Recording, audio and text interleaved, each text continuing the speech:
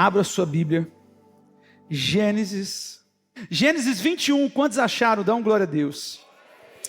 Verso 14, diz assim: na manhã seguinte, Abraão pegou alguns pães e um odre cheio de água e os entregou a Agar. Ele os colocou nos ombros dela e despediu-a com o menino. Ela se pôs a caminho e andou errante pelo deserto de Berseba. Quando acabou a água da vasilha, ela abandonou o menino debaixo de um arbusto e foi sentar-se à distância de um tiro de flecha. Porque pensou: não posso ver o menino morrer. Sentada à distância, levantou a voz e chorou.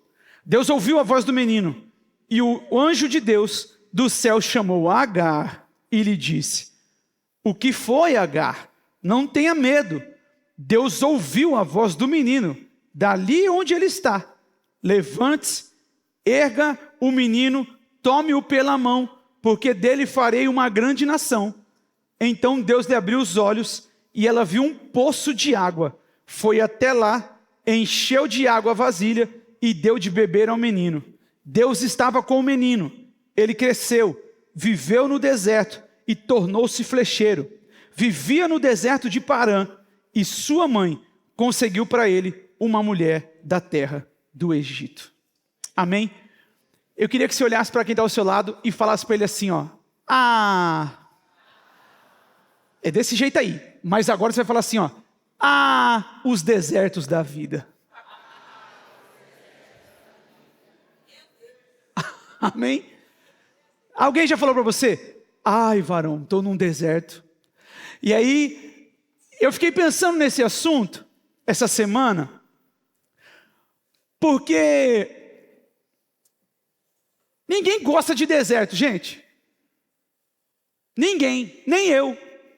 E quando eu preparava a mensagem, eu falei: Senhor, o Senhor não está dando nenhuma indireta?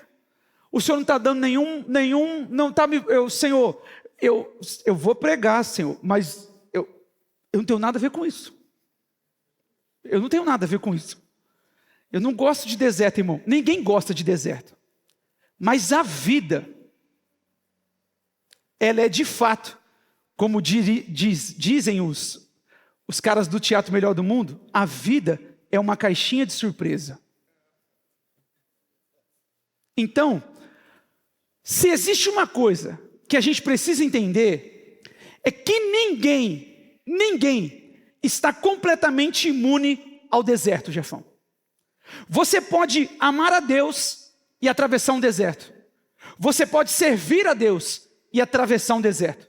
Você pode orar, jejuar, ser fiel e ainda assim passar por momentos em que os recursos diminuem, as portas se fecham e você não consegue enxergar claramente qual é o próximo passo. A grande questão e a grande verdade é o seguinte: o problema aqui é que a gente criou uma teologia em que Deus está conosco e tudo precisa dar certo o tempo inteiro. Nós montamos uma teologia na nossa cabeça de que vai dar nada errado, nunca vai dar nada errado, mas a Bíblia não diz isso, e a história que a gente leu prova isso. Deu muito ruim na vida de Agar. A Bíblia mostra um Deus que nem sempre nos livra no deserto, mas promete estar com a gente enquanto atravessamos o deserto. Então ela não vai livrar a gente de entrar no deserto, de estar no deserto, mas vai livrar a gente enquanto passamos por ele. Agora, o texto da nossa mensagem de Gênesis acompanha a trajetória de Agar e Ismael no deserto de Berseba. Gente, Agar era uma mulher ferida, uma mulher emocionalmente machucada, uma mulher que havia passado uma situação familiar complicada e que agora estava sendo mandada embora de casa. Irmão, a ideia não foi de Agar, a ideia foi de Sara. Agar não tinha nada a ver com isso, ela não tinha nada a ver com isso. Mas sobrou para quem? Para quem pode mais, chora menos. Sobrou para Agar. Uma mulher que passou uma situação complicada. Deus olha para ela e fala: esse menino, Bruno, não vai ser qualquer um não, eu vou resolver essa parada, ele vai ser um flecheiro, vai ser um cara top. A Bíblia diz que Abraão acorda um dia de manhã, dá pão, um odre de água no ombro e fala para ela: vá com Deus. está aqui, vá com Deus. Agar faz o que, gente? Agar sai, uma mulher, um filho, olha aqui para mim, uma mulher, para de cantar a música do Estãozinho, olha aqui para mim. Uma mulher, um filho, um pedaço de pão, um odre de água e um deserto inteiro pela frente. Sabe o que acontece, gente? Agar é muito parecida com a gente, porque a gente chega na igreja carregando exatamente esse tipo de sentimento. Qual? Eu fui descartado, eu fui esquecido, eu fui abandonado, eu não sei para onde eu estou indo. Talvez você nunca tenha atravessado o deserto de Berseba, mas você conhece outros desertos. Que tipo de deserto, pastor? O deserto da má notícia. O deserto de um diagnóstico inesperado, o deserto de uma porta que se fechou, o deserto de um desemprego, o deserto de um luto, o deserto de uma rejeição, o deserto de uma angústia, o deserto de olhar para o futuro e não saber o que fazer. Deserto na Bíblia aponta para lugares de privação, de prova e situações adversas. Gente, não tem uma pessoa nas escrituras que você olha ela no deserto e você diz, ela conseguiu ver o futuro, ela estava bem, ela sabia que ia dar tudo certo. Ela fala, vai dar ruim.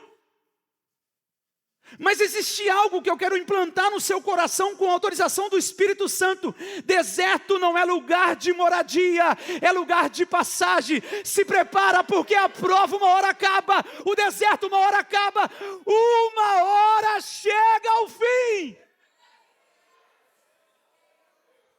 Você pode passar por ele, você não pode permitir fazer morada aí. Pastor, eu posso chorar? Pode. Mas não faça da sua dor a sua identidade. Pastor, eu posso enfrentar uma situação difícil? Pode. Mas não transforme isso numa estação de destino final. Desertos foram feitos para ser atravessados. Agora existe uma pergunta importante aqui. Qual é, pastor? Todo deserto é igual? Não. De jeito nenhum. Existem desertos que Deus nos leva. E existem desertos que nós entramos. Fala comigo. O que Deus me leva e o que eu entro. Existem desertos que são preparação. E existem desertos que são consequências de decisões nossas. Existem desertos que Deus prepara eu e você, e tem deserto que a gente vai por conta de consequências de decisões. Existem desertos que fazem parte do processo de Deus na nossa vida. Agora, existem desertos que poderiam ter sido evitados se a gente tivesse ouvido a voz de Deus. Olha para mim aqui. O mais importante do que perguntar, Deus, por que eu estou enfrentando esse deserto? Por que eu estou no deserto? Talvez a pergunta necessária é, como eu cheguei aqui? Foi Deus que me conduziu? Ou foram as minhas escolhas que trouxeram até aqui? Entender a origem do deserto faz toda a diferença. E compreender o que Deus deseja fazer com a gente no meio desse processo.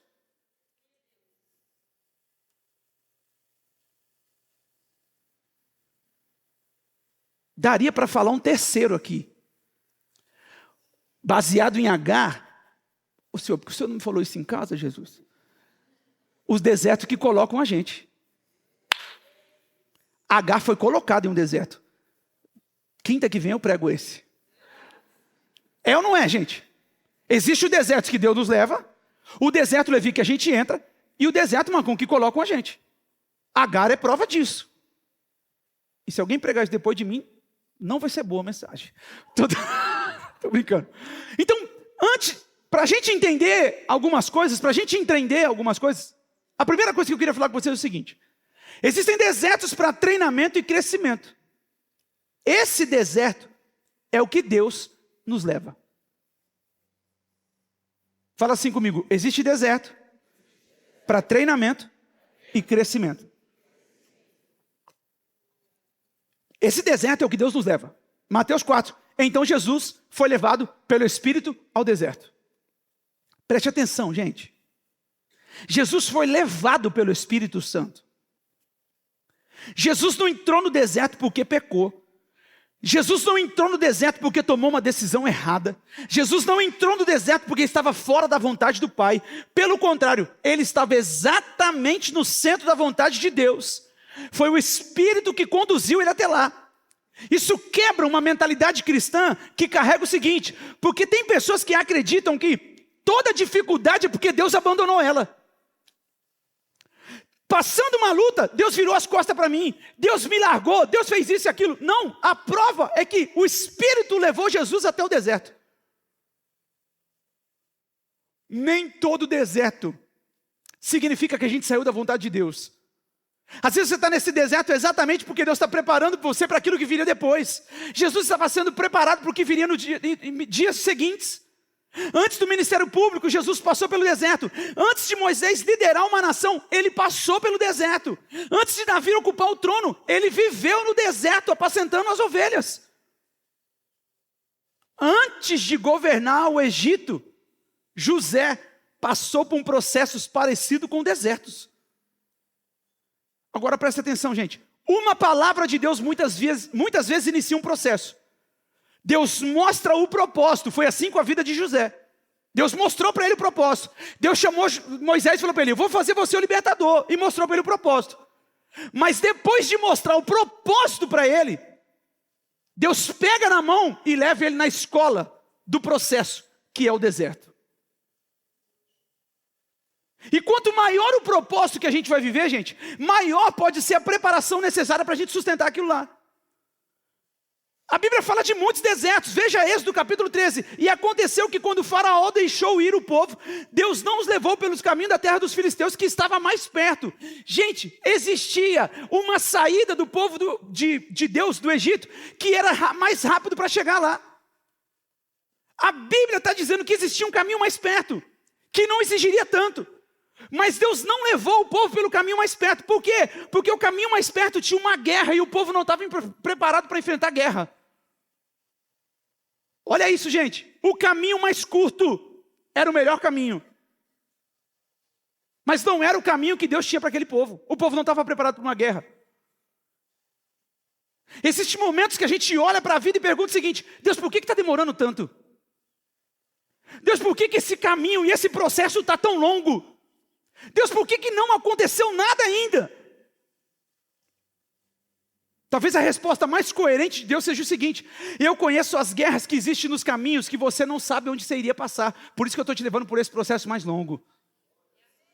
Você vê distância, Deus viu perigo. Você vê demora, Deus vê preparação. Você vê um caminho longo, Deus vê um filho que precisa amadurecer para enfrentar o que virá depois. Então a primeira coisa que a gente aprende, quando Deus nos leva ao deserto, quando Deus leva a gente a esse deserto, a primeira coisa que a gente aprende é o seguinte: cuidado com os atalhos. Sabe, Fábio, tem hora que a gente quer pegar atalho.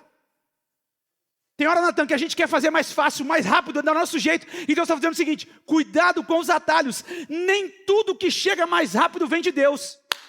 Olha aqui para mim. Olha para mim aqui. Nem tudo que chega mais rápido vem de Deus.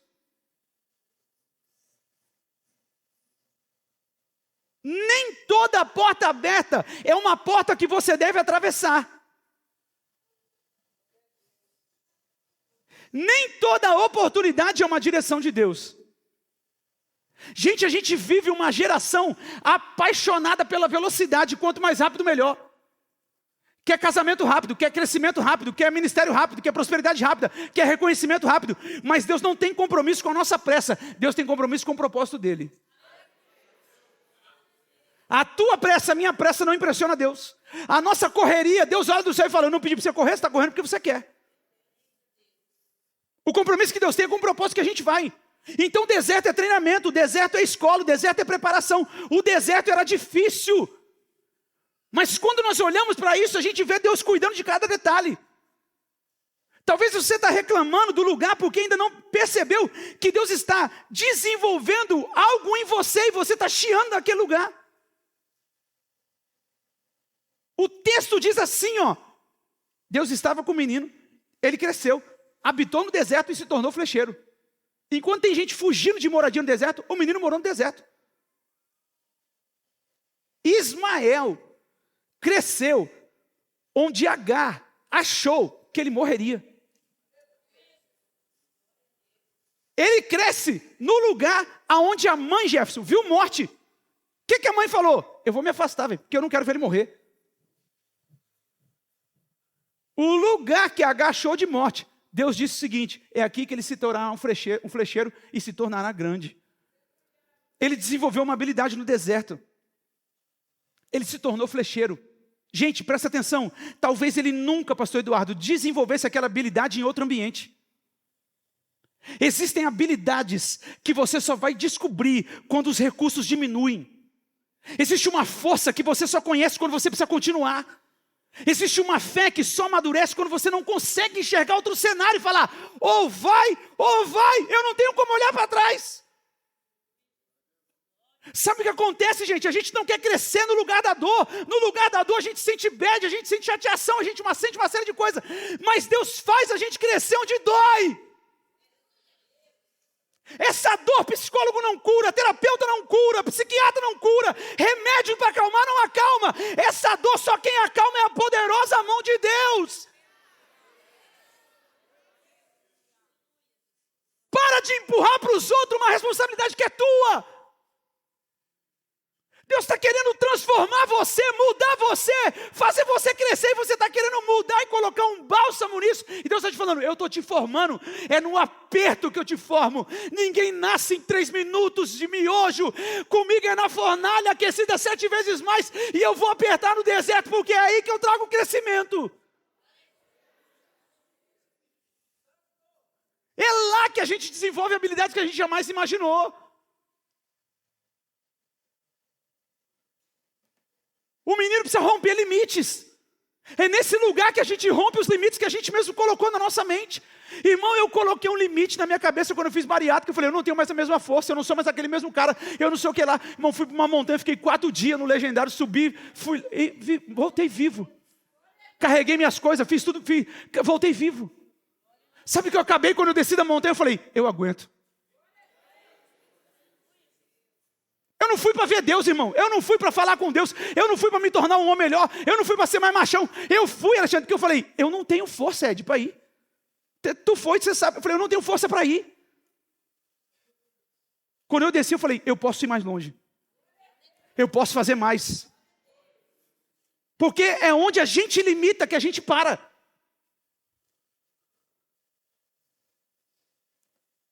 Deus faz a gente superar expectativas. E é florescer exatamente no lugar onde disseram que você não sobreviveria. A mãe olha para o menino e fala: cara, ele vai morrer, velho. Eu vou ficar longe, eu não quero ver a morte dele. Mas é nesse lugar que Ismael se torna quem ele é.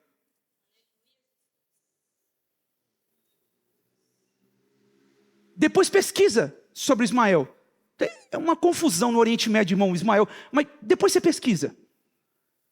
O que a gente aprende com esse primeiro ponto, pastor? Que tem deserto que Deus nos leva. Nem todo sofrimento é castigo, às vezes é preparação. É que a gente não gosta de preparação. É que a gente não gosta de passar por algumas coisas. Então, a primeira coisa, tem desertos que Deus nos leva. Segundo, existem desertos que nós mesmos criamos. E esses são aqueles que nós mesmos entramos. Que a gente vai com nossos próprios pés. Pastor, tem na Bíblia? Tem. Lembra de Jonas? Deus falou para ele: vai para lá, cara. Ele falou: não vou para cá. Tá bom, então toma um deserto para você aprender. Deus falou uma coisa para ele: vai para Nínive. Ele falou: vou para Tarsis. Deus falou uma direção, ele escolheu outra. Jonas entrou, Deus só falou para ele: você vai para lá? Beleza, você vai entrar no deserto e eu vou mandar uma tempestade buscar você. Agora a gente precisa ter maturidade espiritual para entender uma coisa. Nem todo deserto foi Deus que criou. Nem todo vento, nem toda tempestade que a gente passa foi Deus que colocou a gente. Tem deserto que é consequência das nossas escolhas. Deixa o pastor falar uma coisa para você aqui. Vamos no sincerão. Vamos no sincerão, nós estamos entre família, que nem o pastor Ney diz. Vamos aqui, sincerão. Tem dor que poderia ter sido evitada, mas você quis causar? Tem tempestade de deserto que nasceu da desobediência, Marta. E aí, pasmem-se, Bel, tem gente repreendendo o diabo por uma situação que nasceu de uma decisão que ele mesmo tomou. O diabo está de fora falando, eu não tenho nada a ver com isso. Você com teus B.O. para lá. Esses dias atrás, uma amiga nossa foi pular de bungee jump lá, daquele da corda. Aí um irmão comentou assim na publicação dela, para de arrumar problema para tua cabeça. Sabe o que acontece, gente? Tem horas que a gente não ora, não pede direção a Deus, não ouviu conselho nenhum, ignorou todos os sinais, fez do jeito que queria. Aí diz assim, Senhor, porque o Senhor permitiu. Aí Deus está olhando do céu dizendo, eu tentei te avisar, eu tentei falar para você não entrar.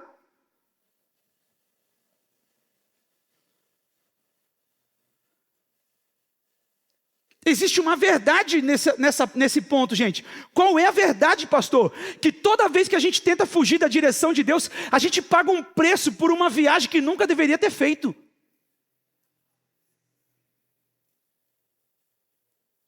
E olha aqui para mim. A desobediência cobrará de você um preço que muitos de nós não estamos dispostos a pagar. Pastor, palavra pesada, pastor, dessa quinta eu queria sair daqui com a vitória. Não tem vitória na desobediência, gente. Não tem favor de Deus na desobediência. Existem pessoas que estão gastando energia emocional, estão gastando recurso, estão gastando tempo e anos da vida, sustentando decisões que Deus nunca pedisse que ela tomara. Deus nunca pediu para você tomar essa decisão, e você está se desgastando, perdendo recurso, perdendo tempo, gastando sua energia emocional por algo que você quer sustentar para mostrar para os outros, porque Deus disse, eu nunca pedi para você fazer isso. É por isso que a gente tem que aprender que Deus é a nossa bússola no deserto. Êxodo capítulo 3 vai dizer, o Senhor ia diante deles durante o dia numa coluna de nuvem, para os guiar pelo caminho, e durante a noite numa coluna de fogo para iluminar, para alumiar o caminho.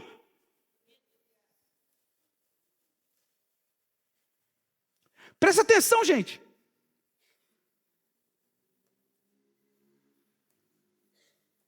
Deus não estava atrás empurrando o povo. O único momento que Deus vem para trás é para confundir Faraó. A nuvem ia lá na frente dizendo, vem, pode vir junto comigo. A coluna de fogo vinha na frente dizendo, vamos, vem. Na hora que Faraó vem pegar o povo, o que a nuvem faz? A nuvem sai da frente, vai para trás, escurece e desbaratina Faraó. Deus não estava atrás empurrando o povo, falando, vai. Deus estava falando, vem.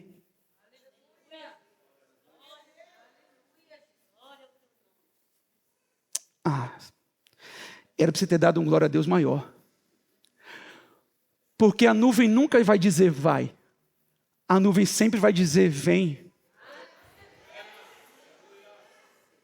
Porque ninguém vem ao Pai, a não ser por mim, diz o Senhor Jesus. Jesus nunca vai empurrar a gente, ele vai dizer vem. O Pai está aqui pronto para te receber. Vem que o Pai está pronto para te receber. Eu não vou te empurrar para vai. Eu vou dizer para você, vem. Deus é o nosso norte, dele é a nossa direção. E um dos maiores perigos da vida é tentar caminhar em um lugar difícil sem direção. Gente, olha aqui para mim. O Waze já te meteu num buraco de você falar assim, meu Deus, onde foi que eu entrei? E para sair daqui agora? De você falar para a esposa ou para quem está junto com você, olha aí, vê se tem um caminho para nós ir, porque não dá para parar aqui não. Dá para parar, não vamos parar não, vamos embora. Continua andando para frente. Mas se não tiver mais saída, dá ré, volta para trás. E aí o outro fica no Waze, aí a tela do celular trava, aí a multimídia do carro trava, aí o sinal cai e fala, Jesus, e agora para nós sair daqui? O que o senhor está dizendo, pastor? No deserto, não confie apenas nos seus olhos, porque o deserto produz miragem. O que é miragem, pastor? É quando você vê uma coisa que parece real, mas não é. Tem gente, ai Jesus, isso vai dar problema. Tem gente vivendo uma miragem emocional. Ele é tudo que eu pedi a Deus. Ela é tudo que eu pedi a Deus.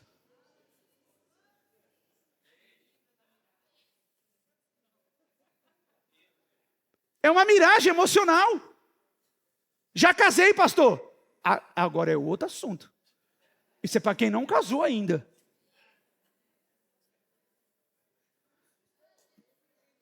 Para quem casou, ora para o sapo virar príncipe e a sapa virar princesa.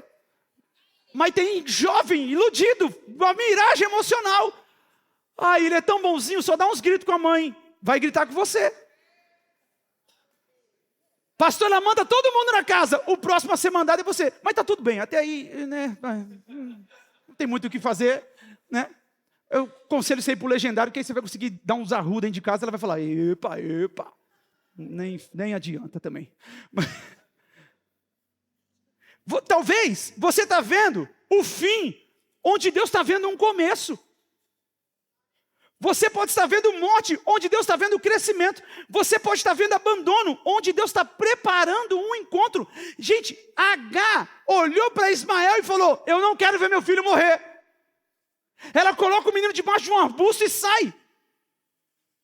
Por quê, pastor? Porque ela não queria ver a morte do menino. Na cabeça de Agar, a história havia acabado ali. Mas Deus disse que Agar morreria, que Ismael morreria? Não. O que Agar estava fazendo? Reagindo ao que os olhos dela estavam vendo. A gente reage ao que os nossos olhos estão vendo. Cuidado para não declarar como encerrado aquilo que Deus ainda está trabalhando. Pega isso aqui, ó. Cuidado para não declarar encerrado aquilo que Deus ainda está trabalhando. Não faça o funeral do sonho que Deus não mandou enterrar. Não abandone o projeto porque o odre secou. Não desista da família porque o momento está difícil. Não desista do chamado porque você está cansado. O odre vazio não significa que Deus perdeu o controle. Talvez o seu problema seja que você está olhando apenas o odre. Agar chorou por um odre vazio, mas Deus lhes mostrou um poço. Ela estava chorando por alguns litros d'água e Deus disse assim, por que choras, Agar? Eu tenho um poço para te dar. Os nossos olhos fazem a gente olhar só para o que a gente precisa, enquanto Deus está dizendo, eu tenho uma fonte para te dar.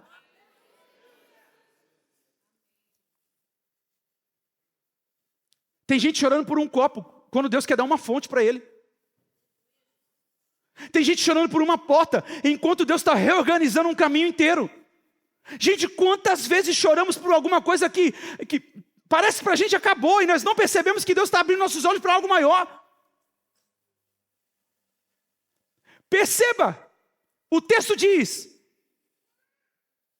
Deus abriu os olhos de Agar e ela viu o poço. O texto não diz assim, e Deus cavou um poço e saiu água. Josué, o que o texto diz? O poço já estava lá. Mas a dor fez Agar enxergar o que, pastora Maísa? Só o odre vazio.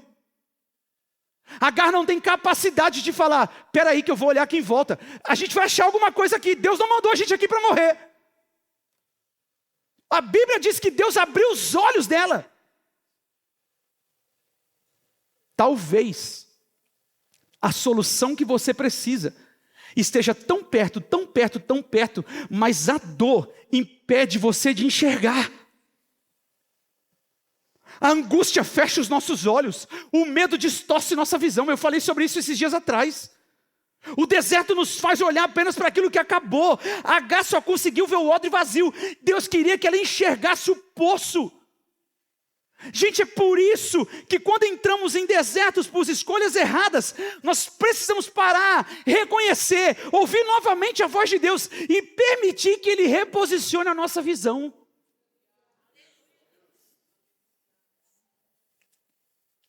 O que a gente aprende aqui, pastor? Que algumas dores são resultados de escolhas que poderiam ter sido evitadas. Algumas dores poderiam ter sido evitadas. A boa notícia desse ponto é o seguinte: mesmo quando a gente erra o caminho, Deus continua sabendo onde a gente está. Deus continua sabendo onde a gente está.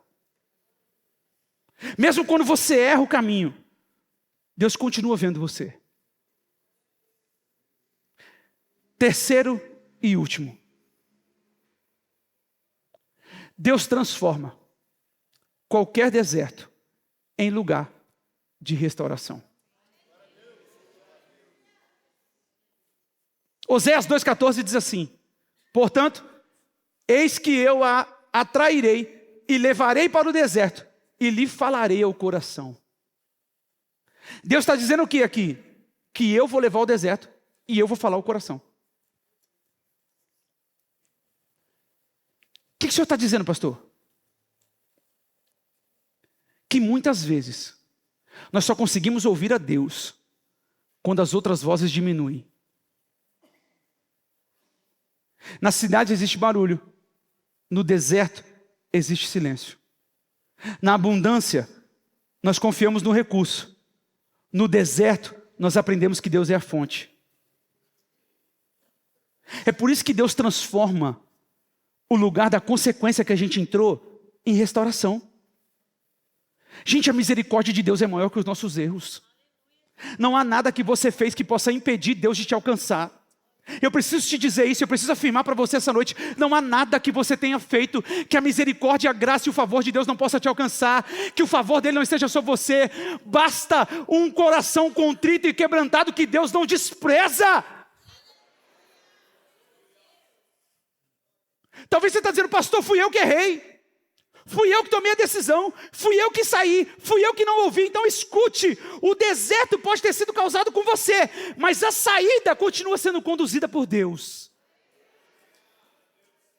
Volta para a direção, volta para a presença, volta para a voz, volta para o Pai, porque no deserto, mesmo sem que você perceba, Deus continua perto de você.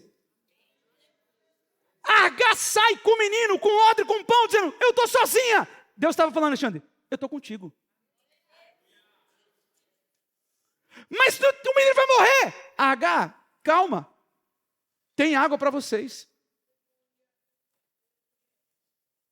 O texto de Êxodo vai dizer: nunca se apartou a coluna de nuvem durante o dia, nem a coluna de fogo durante a nuvem, durante a noite. Quando Jesus está sendo assunto aos céus, ele olha para os discípulos e diz: eu estarei convosco até a consumação dos séculos. O Senhor está comigo. Você pode levantar a mão direita e falar: o Senhor está comigo.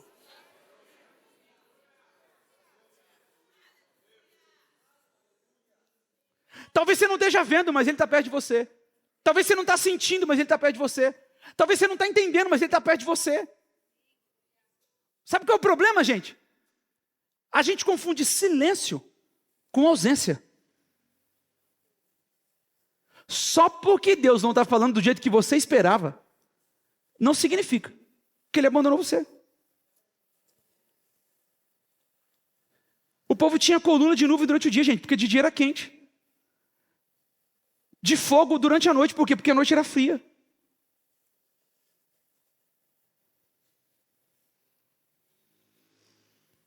Deus tinha uma manifestação diferente para cada estação do dia.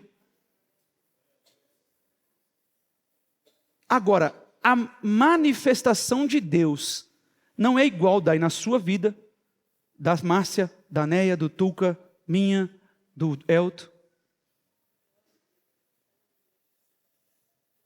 Porque de dia ele aparecia como uma coluna de nuvem, cobrindo do sol. E à noite a manifestação dele era uma coluna de fogo.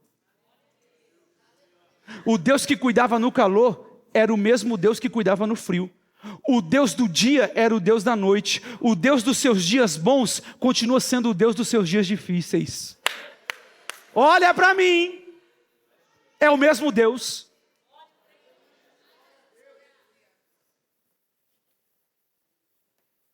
Pastor, o que eu preciso aprender? Que no deserto, Deus continua tendo todo o controle.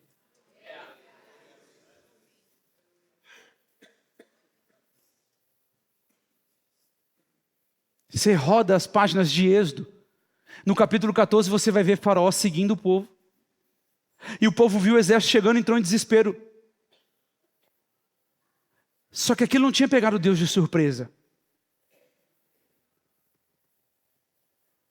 Olha para mim, gente, deixa eu desconcertar, deixa eu desfazer uma outra coisa na sua cabeça. Nós precisamos tomar cuidado com uma afirmação irresponsável. Qual, pastor? De que todo perseguidor foi enviado por Deus. A Bíblia não nos autoriza a chamar a maldade humana de vontade de Deus. Mas a Bíblia nos ensina que nenhuma maldade humana é maior que a soberania, mão do Deus Todo-Poderoso. O que para Faraó, e ele pensava que seria uma perseguição, seria o cenário de um livramento definitivo para Israel. Existem situações que nos deixam desconfortáveis, porque Deus não deseja que a gente faça morada onde a gente só devia passar. Esse desconforto é para você sair daí, vai, sai. Levanta, anda, sai. Israel havia saído do Egito, mas o Egito não havia saído de Israel. Deus precisava tirar o Egito de dentro de Israel a toda força. Por isso o deserto também é tratamento. Porque o deserto revela a nossa mentalidade de escravo que a gente tem. Gente, o deserto mostra para mim e para você que a gente não está pronto para uma série de coisas. Porque toda hora que o caldo apertava no deserto, o povo falava, vamos voltar para o Egito, gente? Segura essa pedrada aqui, ó, e presta atenção. Quem não é tratado no deserto, sempre romantiza o lugar de onde Deus tirou ele. O povo estava romantizando. Lá tinha cebola, lá tinha carne, lá tinha não sei o quê, tinha tudo isso, mas tinha chicote no lombo, tinha que fazer, não tinha boi.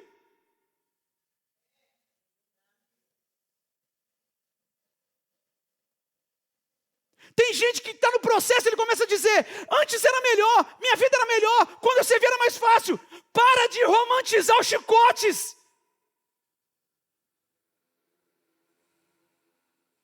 Para de romantizar a escravidão que você viveu. Deus não tirou você do Egito para morrer no deserto. Deus tirou você do Egito para conduzir a promessa dele. A promessa ainda está de pé. A promessa ainda está de pé. A promessa ainda está de pé.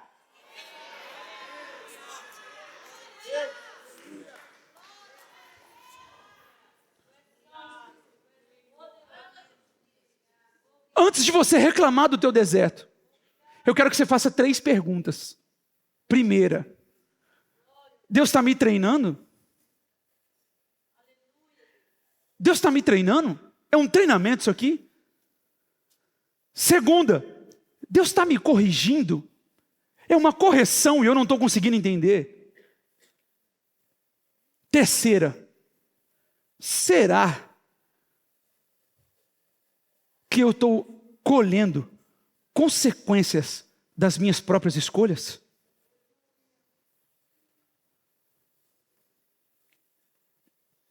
Então deixa eu falar uma verdade ao teu coração. Enquanto você está nesse deserto, você não vai apenas passar por ele, mas você vai crescer durante ele. Porque todo deserto traz crescimento para a gente. Foi lá que Ismael cresceu e se tornou flecheiro. Você vai sair daí mais maduro. Você vai sair daí mais forte. Você pode levantar a mão para receber isso. Você vai sair daí mais sensível à voz de Deus. Você vai sair daí mais dependente da presença dEle. Você vai sair daí mais preparado para a promessa. Porque o deserto não precisa destruir você. Nas mãos de Deus, o deserto pode devolver você para a obra que Ele começou na tua vida.